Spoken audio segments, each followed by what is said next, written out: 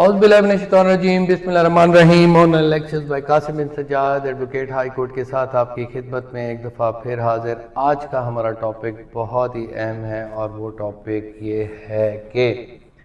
معاشرتی ایک مسئلہ ہے کہ نوجوان بچیاں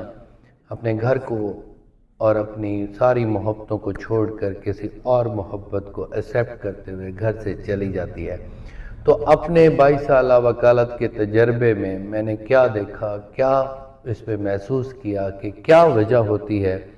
ایک بیٹی جو اپنے باپ سے بہت زیادہ محبت کرتی ہے، اپنے بھائی کے ساتھ محبت کرتی ہے، اپنے خاندان کے ساتھ کرتی ہے، اپنی ماں کے ساتھ کرتی ہے، وہ گھر چھوڑ کر سب کچھ، اپنی جائیدادیں بھی چھوڑ کر، اور اس گھر میں جس میں پلی بڑی اور بڑی ہوئی اس کو چھوڑ کر ایک غیر مرد کے ساتھ، جس کے ساتھ اس کا رابطہ کچھ مہینوں یا کچھ سالوں یا کچھ عرصے یا دنوں تک بھی ہوتا ہے، وہ کیا وجہ ہوتی ہے جس کی وجہ سے وہ چلی جاتی ہے۔ اس سے پہلے ہم اس لیکچر کو سٹارٹ کریں تو آپ سے یہ گزارش ہے کہ ہمارے چینل کو سبسکرائب کریں، شیئر کریں، لائک کریں اور دوستوں تک پہنچائیں، کیونکہ ہم اس عزم کے ساتھ آپ کی خدمت میں بار بار حاضر ہوتے ہیں کہ جو اپنے تجربات ہیں وہ آپ کے ساتھ شیئر کریں اور قانونی مسائل آپ کے حل آپ کے گھر میں بیٹھ کر کریں۔ عورت کا جو حق ہے وہ اسلام میں جو دیا گیا ہے وہ شاید ہی کسی معاشرے میں یا کسی مذہب میں بھی دیا گیا ہو۔ سب سے پہلے I am the great supporter of the woman۔ عورت کا میں بہت ہی زیادہ علمبردار ہوں اس کے حقوق کا۔ یہاں پر یہ میری ویڈیو بھی کہیں نہ کہیں اس عورت کے، اس بچی کے حق میں بھی جائے گی جو گھر چھوڑ کر چلی جاتی ہے۔ وہ کس وجہ سے جاتی ہے؟ ایکسیپشنز ضرور ہوں گی، ایکسیپشنز کہیں نہ کہیں ضرور آئیں گی کہ کوئی واقعی بچی زیادتی کر کے چلی جاتی ہے، لیکن ایک جنرل جو رول ہے، جو جنرل ایک بات سامنے میرے آئی ہے، وہ میں آپ کے ساتھ ڈسکس کروں گا۔ سب سے پہلے ہم اسلامی معاشرے کو ڈسکس کرتے ہیں کہ اسلامی معاشرہ ہمارا کیا کہتا ہے، اس کے کنٹیکسٹ میں لے کر ہم بات کو آگے لے کر چلیں گے کہ اس معاشرے کے مطابق اگر اس کے حقوق ہیں تو پھر بھی وہ چلی جاتی ہے تو پھر وہ قصوروار ہے۔ تو اسلامی معاشرے میں عورت کے حقوق جو ہیں وہ بہت زیادہ ہیں اور اس کو حق مہر کا حق دیا گیا، اس کو وراثت میں حق دیا گیا، اس کو خرچہ نان نفقے کا حق دیا گیا اور اس کو اپنے گھر سے بھی حصہ ملتا ہے، اپنے خاوند سے بھی حصہ ملتا ہے۔ یہ حقوق اور کہیں پر نہیں ہے۔ اور سب سے بڑا جو حق ہے وہ حق خلا ہے کہ وہ اگر کہے کہ میں کسی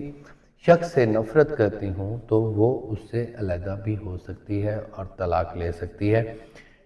کرسچن میں بھی یہ چیز نہیں ہے اور نہ ہندو مت میں ہے، نہ بدھ مت میں ہے، نہ یہودیزم میں ہے، کہیں پر بھی یہ حقوق مسلم معاشرے کے مطابق وہاں پر نہیں دیے گئے۔ تو عورت کو یہ سارے حقوق ہیں۔ دونوں سائڈ پر میں چلتا ہوں، وہ خواتین بھی اپنے حقوق کو سمجھ لیں اور وہ والدین بھی سمجھ لیں کہ کہاں ان سے غلطی ہوتی ہے۔ سب سے پہلی بات جو میں ایک نیچرل بات کرتا ہوں، پوائنٹ وہی ہے کہ لڑکی کیوں اپنے گھر کو بھاگ کر چلی جاتی ہے۔ سب سے پہلا پوائنٹ جو ہے وہ یہ ہے کہ بچی جب پیدا ہوتی ہے تو پیدا ہونے کے بعد ہی اس کو تھوڑے سے مسائل کا شکار کیا جاتا ہے، یا ہمارے معاشرے کے اصول ہیں کہ بچے کو باہر جانے دیا جاتا ہے، بچی کو نہیں دیا جاتا۔ اسی طرح اس کو پردے کا کہا جاتا ہے، اس کو اگر پردہ کہیں پر نہیں ہے بڑی سوسائٹیز میں، پاکستان میں، پھر بھی اس کو کہیں نہ کہیں روکا ٹوکا ضرور جاتا ہے، اس کو بتایا جاتا ہے کہ you are something else۔ تو یہ بتانا بھی ضروری ہے کہ تم ایک خاتون ہو اور تمہاری ایک عزت ہے، تمہارا ایک مقام ہے۔ اگر یہ ایک دفعہ چلی گئی تو پھر تمہارا کبھی بھی اس کا مداوع نہیں ہو سکے گا اور نسلیں بھی اس میں تمہیں قصوروار قرار دیتی رہیں گی۔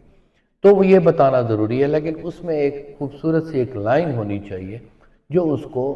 ماں بتاتی ہے۔ تو سب سے پہلے ماں کا کردار ہوتا ہے کہ ماں اس کو بتاتی ہے کہ تمہارا معاشرے میں کیا حصہ ہے، تم نے کیا کرنا ہے اور باپ کا کردار تمہارے لیے کتنا اہم ہے۔ میں نے ایسے بہت بڑے بڑے خاندانوں کو دیکھا، بڑے بڑے ذمہ داروں کو دیکھا جن کے باپ ان کی کم سنی کی عمر میں فوت ہو گئے، وہ یتیم ہو گئے، تو وہ بچے اور بچیاں ابھی تک بھی شادی شدہ بھی ہو گئیں، دادی نانی بھی ہو گئیں، لیکن ابھی تک ان کی مینٹل اپروچ نہیں بن سکی۔ یہ بات کہنے کا مقصد کیا تھا؟ یہ تھا کہ باپ کا نام معاشرے میں بہت ضروری ہے۔ جب باپ کا سایہ ہٹ جاتا ہے تو پھر بہت سارے درندے آپ کو نوچنے کے لیے تیار ہو جاتے ہیں۔ تو باپ کو کبھی بھی نہیں چھوڑنا چاہیے۔ وہ آپ کسی اور شخص کو اگر منتخب کر رہی ہیں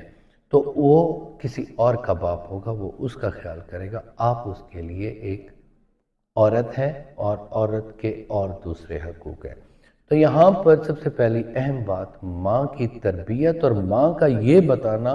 کہ تمہارے باپ کی ایک عزت ہے، ایک مقام ہے، اور اس مقام کو تم نے آگے لے کر چل رہا ہے اور اس کی تمام عزت اور ذلت جو ہے وہ تمہارے ہاتھ میں ہے۔ یہ بتانا بہت ضروری ہے۔ اور باپ کو کیسے کنڈکٹ کرنا چاہیے، میں تمام ان والدین کو اپریشیٹ کرتا ہوں جو اس طریقے سے چلتے ہیں، اور خاص طور پہ والدین جو میں سے باپ جو ہے وہ محبت زیادہ اپنی بیٹی کے ساتھ کرتا ہے۔ تو عام طور پہ وہ بیٹی کا بھی ایک محبت کا عنصر ہے جو ابھی کچھ دن پہلے میرے سامنے آئی ہے کہ بے تحاشا باپ کی محبت جو تھی وہ بیٹی کے ساتھ اتنی زیادہ تھی کہ وہ ماں کو بھی جھوٹا کر دیتا تھا، اور اس کے کرنے کی وجہ سے بیٹی نے ایک فیصلہ کیا کہ میں نے یہاں شادی کرنی ہے اور میری شادی یہاں پر کرائے۔ سوری فار دیٹ، تھوڑا سا گلا میرا خراب ہے۔ تو آگے بات لے کر چلتے ہیں۔ تو باپ نے بھی ایک ایکویلیبریم رکھنا ہے، بچوں کا ایکویلیبریم رکھنا ہے، اور سب سے بڑی جو اہم بات ہے وہ آپ نے اپنے بچوں کو بتانی ہے اپنا ریئل سٹیٹس، کہ آپ کے کتنی جائیداد ہے، آپ کے کتنے پیسے ہیں، اور اسی کے پیرامیٹر میں آپ نے رہنا ہے۔ تو یہ ایک بات ہو گئی۔ اگلی بات کیا ہے؟ اگلی بات بڑی ہے، وہ نیچرل ہے۔ وہ جب آپ کسی لڑکی کو قصوروار ٹھہراتے ہیں تو اس میں آپ یہ دیکھا کریں، جس طرح مرد ہے وہ 10 سال 11 سال 12 سال کے بعد پیوبرٹی میں آ جاتا ہے، بلوغت میں آتا ہے،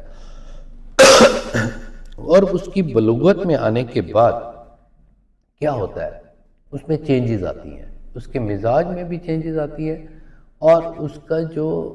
مادہ تولید اس کے خاتون بچی اور بچے میں جو پیدا ہوتا ہے اس میں اس کی باڈی ٹرانسفارم ہوتی ہے، باڈی ٹرانسفارم ہوتی ہے، اور ساتھ ہی اس کا مزاج ٹرانسفارم ہوتا ہے۔ جس طرح لڑکا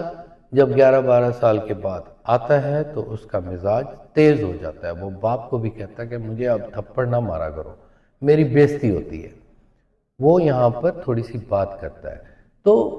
یہ جو دوسرا پوائنٹ میں آپ کو بتا رہا ہوں وہ پوائنٹ ہے اس کی پیوبرٹی کے آنے کے بعد آپ نے بہت ہی زیادہ محتاط رہنا ہے، اس کو آپ نے اپنے ساتھ چلانا ہے۔ یہاں پر حضرت علی کرم اللہ وجہہ کا ارشاد میں کوٹ کرنا چاہوں گا کہ انہوں نے کہا کہ بچوں کی تربیت اگر کرنی ہے